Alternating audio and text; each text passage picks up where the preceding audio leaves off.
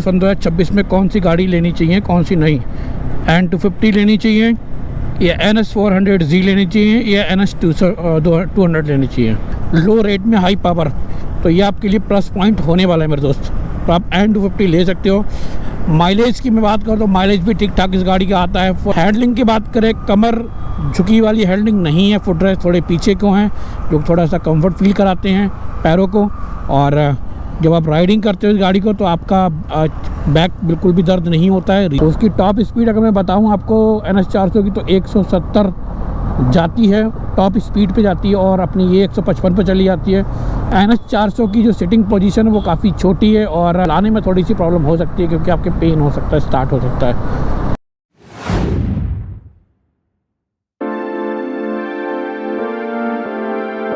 ये टार्जन आज हम लेके चल रहे हैं, अभी टार्जन लेके अपनी पल्सर के N250 को।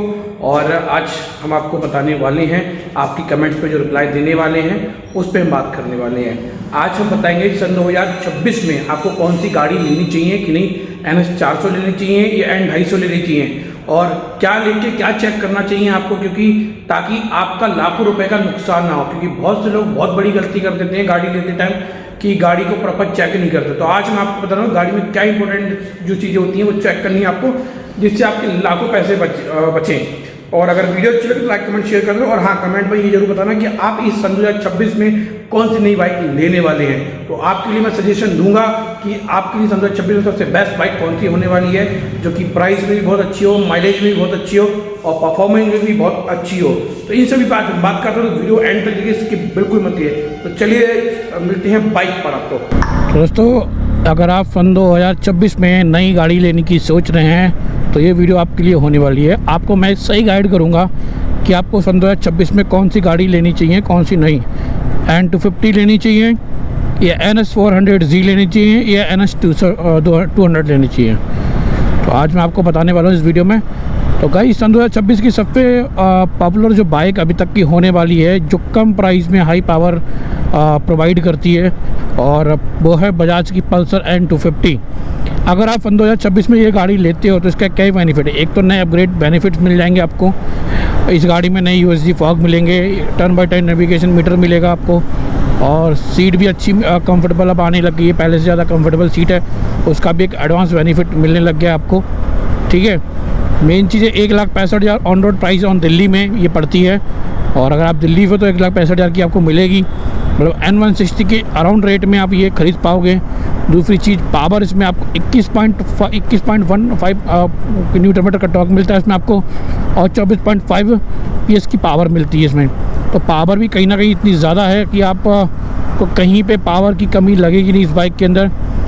जिस सेगमेंट में और जिस अमाउंट में ये आती है उसमें भर के पावर दिया है। इतनी कम अमाउंट में या इस पावर में कोई भी कंपनी नहीं देती है बाइक।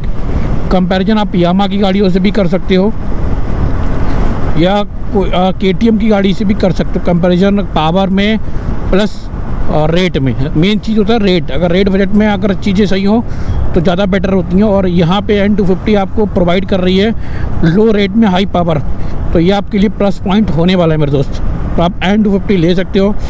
माइलेज की मैं बात करूँ तो माइलेज भी ठीक ठाक इस गाड़ी का आता है। 48 आपको हाईवे पे इजीली मिल जाता है। अगर आप 70-80 की स्पीड मेंटेन करके चला रहे हो तो आपको आराम से 48 का माइलेज दे रही है। सिटी में आराम से आपको 38-40 का माइलेज दे देगी। डिपेंड ऑन आपका यहाँ का ट्रैफिक कैसा है, ये उस पर भी निर्भर करता है।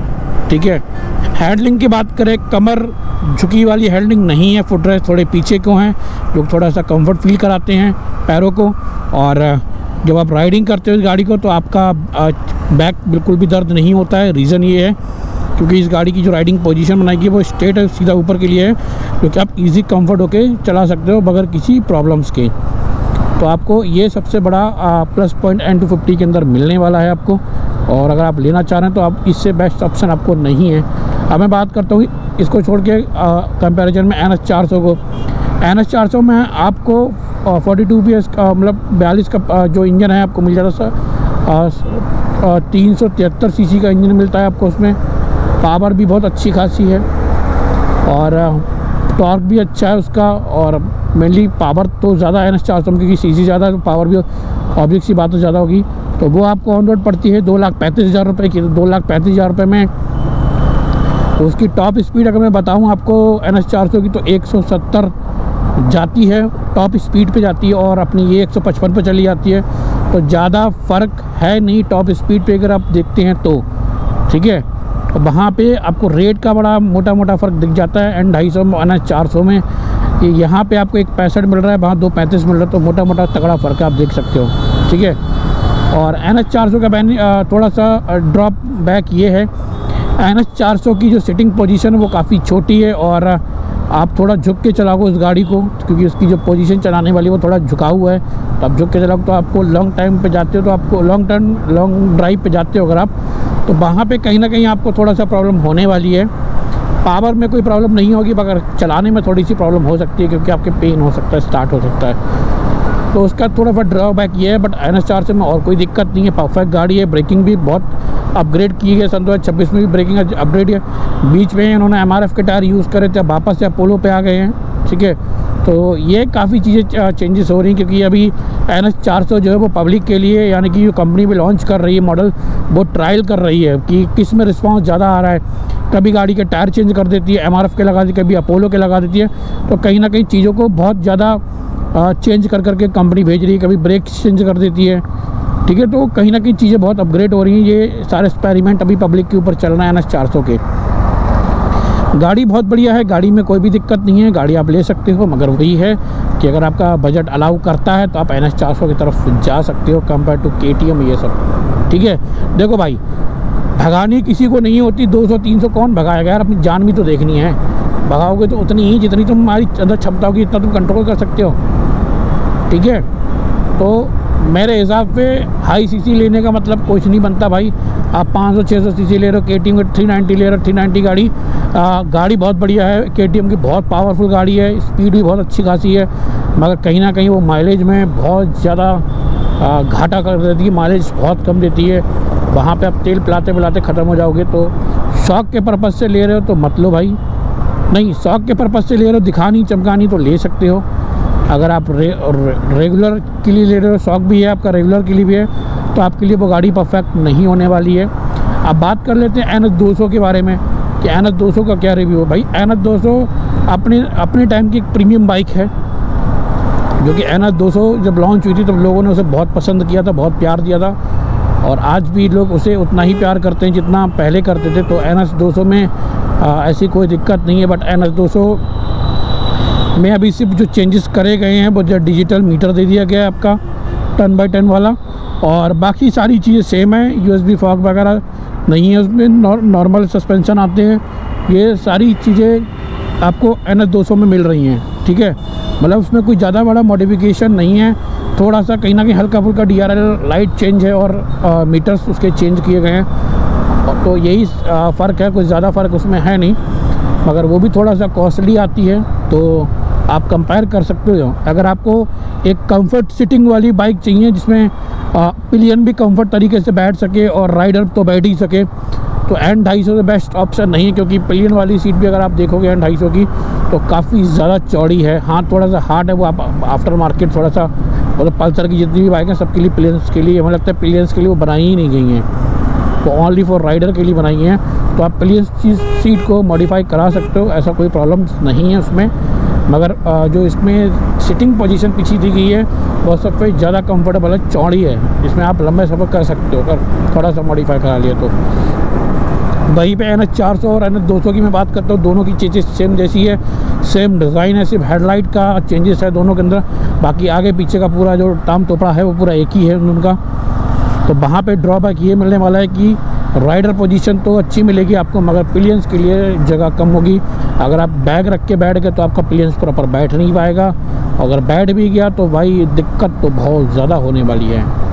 क्योंकि पल्सर की जितनी भी गाड़ियाँ हैं वो सीट मॉडिफिकेशन तो मांगती हैं बैक सीट इनकी पिलियंस के लिए, बाकी लिए तो सबके लिए ओके हैं, बाकी कोई दिक्कत किसी के लिए है नहीं, ठीक है। तो मेरे हिसाब से अगर आप 2026 में लेने की सोचो तो आपके लिए बेस्ट ऑप्शन है। जब से GST कम हुआ है एंड 250 के रेट गिर चुके हैं, पावर वही है, दमदार वही है, नए अपग्रेड भी आ चुके हैं। तो वो अपग्रेड मैंने आपको बता दी, सीटिंग पोजीशन बहुत अच्छी कर दी गई है, चीज़ें हैं। बाकी जल्दी ही हो सकता है सन 2026 के एंड में कुछ नया है, छठा गियर देखने को मिल सकता है आपको इस गाड़ी के अंदर। ठीक है, पावर भी थोड़ा अपग्रेड मिल सकती है इसके अंदर, बहुत सारे चेंजेस आ सकते हैं क्योंकि बजाज कंटिन्यूसली अपनी बाइकों पे काम कर रहा है और हर साल कुछ ना कुछ नया, मॉडल्स तो उनके नए नहीं आते हैं मगर उनके जो मॉडल्स पुराने हैं उनके अंदर कुछ ना कुछ नया जो है अपग्रेड करती रहती है बजाज, और सीरीज़ में अपनी चीज़ों को अपग्रेड करती है क्योंकि वो हर पब्लिक के डिमांड के अकॉर्डिंग चीज़ों को प्रोडक्ट बनाती है और उसी हिसाब से चीज़ों को सोल्ड आउट करती है। तो मेरे हिसाब से आपको सन 2026 में अगर आप ले रहे हो तो आप ले लो Hyundai 100। ठीक है, बाकी अपनी अपनी चॉइस होती है, किसी को NS 400 पसंद हो NS 400 ले लो। ठीक है, और किसी को NS 200 पसंद है तो NS 200 ले लो। मैं आपको बोलना चाहूँगा कि अगर कोई छोटी बाइक पे मान लो 100-150 सीसी की बाइक चला रहा है, 125 चला रहा है, 100 सीसी की बाइक चला रहा है, तो मेरे हिसाब से उसको डायरेक्टली हाई सीसी की बाइक नहीं लेनी चाहिए। या तो वो N250 ले, अगर आप थोड़ा अच्छी पावर चाहते हैं, N160 भी बहुत अच्छी है पल्सर की, मगर अगर आप चाहते हो थोड़ा पावर ज़्यादा मिल जाए, आपको मज़ा आ जाए, तो आप N250 की तरफ जा सकते हो। NS 400 थोड़ा सा लग सकता है कि भाई ज़्यादा एक लो पावर चलाते चलाते एकदम हाई पावर आ गई तो वहाँ पे कहीं ना कहीं थोड़ा सा ड्रॉप हो सकता है चीज़ों के लिए, मगर which is the best option N250, तो आप वो ले सकते हो। उसमें आपको कोई भी दिक्कत नहीं आने वाली है, वो आपको सबसे ज़्यादा बेटर परफॉर्म देने वाली है अब तक की सबसे बेटर बाइक। क्योंकि मेरे पास जो N250 मैं चला रहा हूँ, ये 2024 का अपग्रेड मॉडल है, जो कि जब ये गाड़ी नई लॉन्च हुई, सब 2024 में लॉन्च हुई थी, इसमें सब कुछ नया आता है, ग्राफिक्स वगैरह, USB fog, dual channel ABS के जो नए पैड्स हैं वो भी चेंज होके आए थे, डिजिटल कंसोल मीटर भी आ गया था, नई DRLs आ गई थी, मतलब कई सारी चीज़ें इसमें अपग्रेड करी गई थी। तो मैं वो मॉडल ऑलरेडी लेके चल रहा हूँ, तो बहुत हैप्पी हूँ मैं इस गाड़ी से। सिटी में भी मुझे बहुत अच्छा माइलेज दे रही है, आराम से मैं चला लेता हूँ इसे, और कंफर्टेबल भी बहुत ज़्यादा है, प्लस पहाड़ों पे भी बहुत अच्छा परफॉर्म करती है गाड़ी, कहीं पे भी लैग नहीं मारती, कहीं पे मिसिंग नहीं मारती, कहीं पे बॉबलिंग नहीं करती। स्टार्टिंग में थोड़ी सी बॉबलिंग की प्रॉब्लम आई थी, लोगों की कंप्लेंट आज भी वही है कि बॉबलिंग बहुत करती है। तो बॉबलिंग का तरीका ये है कि आप उसके टायर के पास हवा लिखी होती है, गाड़ी में कितनी हवा डलवानी चाहिए, आप एक्स्ट्रा हवा डलाओगे तो कहीं ना कहीं बबल्स करेगी, क्योंकि टायर इसके चौड़े कर दिए गए, पहले 130 के आते थे, अब 140 के कर दिए गए हैं। ठीक है, तो कहीं ना कहीं ये चीज़ें हैं। बाकी चलिए, आपकी जो कमेंट्स करिएगा जरूर, जो भी पूछना कमेंट्स आएंगे उस पर रिप्लाई करेंगे हम। मिलते हैं नेक्स्ट वीडियो में, तब के लिए सबके धन्यवाद। Thank you so much for watching this video. मिलते हैं नेक्स्ट वीडियो में, अपना प्यार सपोर्ट बनाए रखिए। Thank you.